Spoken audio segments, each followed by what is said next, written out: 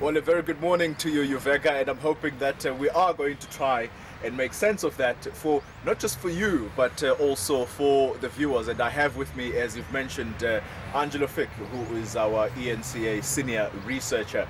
Angelo, let me put it to you. Yuveka is asking, first of all, what are the implications of a recall of a president at a governance level? Well, in South Africa, we have a separation of the administration and the executive, so the ordinary business of government should presumably continue under the DGs and the civil servants in it.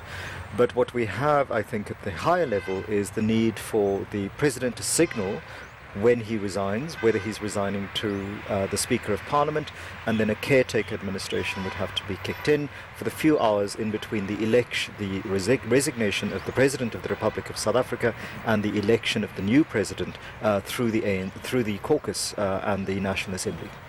The question, Angelo, that has been bugging me for the longest time now is, so the President resigns, announces his resignation.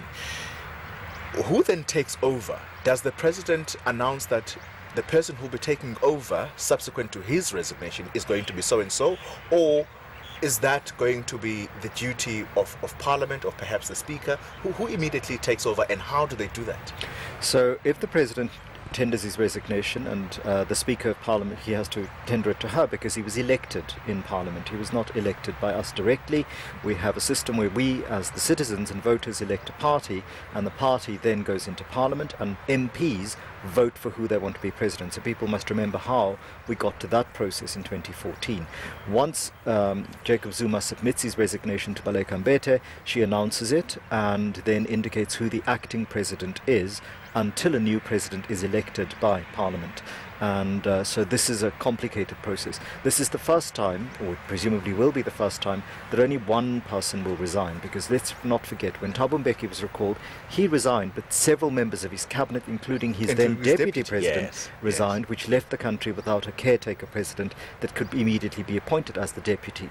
So one imagines that the current deputy president might become the acting president until he is indicated as the full-time elected president through that process in Parliament. Let's again also clear up this issue, Angela. If the president resigns, that does not necessarily mean that his cabinet ministers should resign. Some may do so voluntarily, feeling that they have, certain allegiances to him, but it's not incumbent upon them to resign, is it? No, there's no reason for, upon the resignation of a president, for a cabinet member or a deputy minister to immediately automatically resign.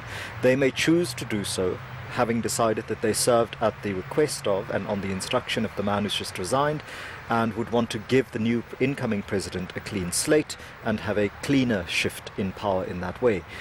It is only when there is a motion of no confidence and the president is removed by such a motion of no confidence that the entire cabinet, deputy president, all ministers and all deputy ministers have to resign with him, because a whole new administration has to be elected.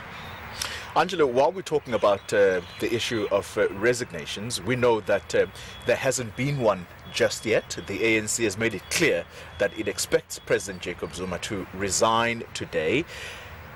Do we expect him to resign? There is this anticipation that he is going to make some kind of a public address today. I've not seen a confirmation of the time just yet, but do you expect him to resign today? Well, I think it's not so much what I expect him to resign or whether I expect him not to resign. I think what I have, like many South Africans, is an expectation of some kind of resolution. So if he isn't going to resign, the sooner he tells us, the better it is for not just the party, but for us as ordinary citizens to get a sense of where they stand.